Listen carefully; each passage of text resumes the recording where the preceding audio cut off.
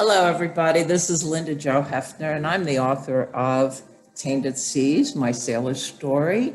But we're going to put that on the back burner. My book's coming out on November 2nd. But okay, and as promised in Tainted Seas, my mission is to further and benefit our veterans. So I'm here today with Sandra LaFlamme, who is the president of the National PTSD Service Association. And I'm so thrilled and honored to have her. This is the second time I've had her with me. And today I'm going to ask her a couple questions and I'm going to turn the meeting over to her. So hello and welcome. I'm honored to have you here today, Sandra. Thank you, Linda, Jo. The honor is mutual. I so appreciate being with you. Oh, well, it's fun to have you here. And I want to ask you about a little bit, quickly tell me about your service organization and what you actually do. And then we'll get into the other part. Excellent. Thank you for that. The National PTSD Service Association provides highly trained service dogs to veterans and first responders who've been diagnosed with PTSD. They come to us by referral and we make sure we're 100% effective.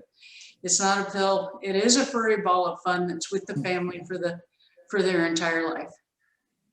I did get the honor of going down to see where the dogs are trained, and I was really surprised that there's such a variation in breeds that work for for service. It's pretty good. It's a neat thing, and I always feature you in your training sessions. So when I get you together, and you have a wide audience now, so thank you. Pretty cool. You have a lot of patience. Your dogs certainly are well behaved. I mean, they are really good. Now, I'd still like to come out and see where you're doing some work with the veterans when you're ready to do that. It would be fun. So anyway, so now today you've chosen the topic of telling our audience why you got into this. So it's my turn. It's my turn to be quiet. The floor is yours. Take it away. Well, thank you for that. What you and I have in common is we've taken what we've been through in life and we've become advocates, and we've taken what we've learned and we're applying it in an everyday way so that we can test it and be our own person that represents, you can come out on the other side of this and be happy, living your most fabulous life. And that is with what you went through with your sailor story and with what I went through with my head injury has made us passionate and advocates. And I'm married to a veteran, so combining that passion with what we know has changed our life. We've only been married not even 10 years. It changed the dynamic when we trained our first service dog, and then we looked for ways to roll out the red carpet for other veterans and first responders to have that same end result that we have had with Allie. And in that venture, I have tested what I understood with my business, and I wrote about it. And it is because when I was very young, the back of my book, it has a picture of me with a white hat on, a white cowboy hat, because I know what learning to ride horses did for my confidence, my ability, the things that get reprogrammed in your brain when something traumatic has happened. And for me, unless I told you that it happened, unless I showed you pictures, there aren't any other things that would evidence that I went through that, or that these braces are the end result of 10 years of facial reconstruction. So the cool thing that I can represent is that even if it's not obvious to anyone that you have a disability, and it's actually almost right, no one's business, when there's something that's 100% effective, I'm going to be a big advocate about it. And these dogs are 100% effective. And you see me in the mornings with my ponytail, and it's not being perfect, but working with that dog and that function where I'm activating my brain, I'm activating the yes part of what's going on, and I'm creating that activation with my dog, and the dog paying attention to me is what I want others to enjoy with their pets. And you saw the end result of excellence at our training facility, that no matter what the breed type is, we're going to deliver an excellent experience for that recipient and their family.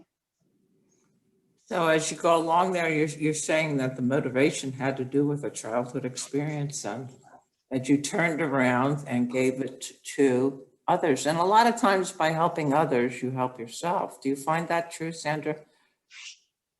Thank you. I wish I had said that. You're so good at that. And thank you for, I know there are several more books coming out that gives us a sense of community. And in building that community, it gives us that place in our mind, will, and emotion that causes us to want to keep doing more and doing more and doing more. Of course, we have to get enough rest and we have to eat right. But in the venture of helping and serving our generations and generations that are younger than us, that are older than us, what we have to offer is coming back to us 100-fold, isn't it? Yes, it does. And, there's nothing I can do about my husband's death. I can't change that. However, the things that they did, my bud should not be dead. I keep saying that he should not be. He should be retired with me here, and I can't do anything about it. But what I can do is I can save our young men and women now who are in the military, because they're doing the same thing. Why? Because they're unaccountable. And, you have to change that. And all the service organizations as yours that are supporting our vets, I think are wonderful. And as you know, I put you as one of my references in my book in the back, along with all, I just think that, providing a service dog to a veteran with PTSD is extremely important. I interviewed a woman whose husband had PTSD. And when I got done talking to her, I was shaking, and I wrote it. It's going to be in my third book, not with her name, but, and I walked away when I wrote it. I was shaking, I was quivering, and it's real. It's very real. It's reliving a traumatic event, and that's awful. And you need something to distract or calm, and your dogs are doing that for our veterans. And I think, and you didn't point out the fact that there's no charge for our veterans either. It's really quite something what you're doing, and your time and your effort. I admire it, and I think it's wonderful. And I hope, besides being friends, we're going to be great alliances in this cause. We're going to work together. So anyway, is there anything you'd like to add? I think we hit the nail on the head. If we need to do another video on another day, we'll do it, right? Yeah, absolutely.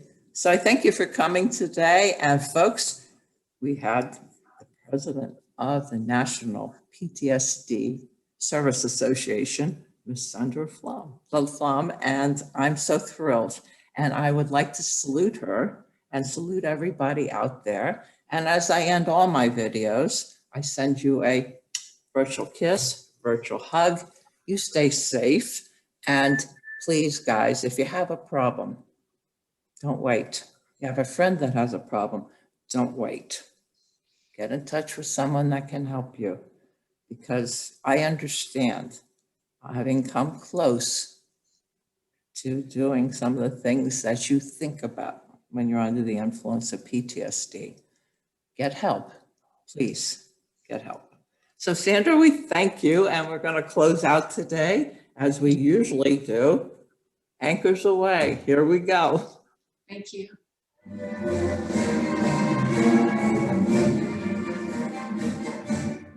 Bye, everybody. Tune in again. Thank you. And I will pop in again with another great interview with someone. And we're so thrilled. Sandra, thank you for coming today.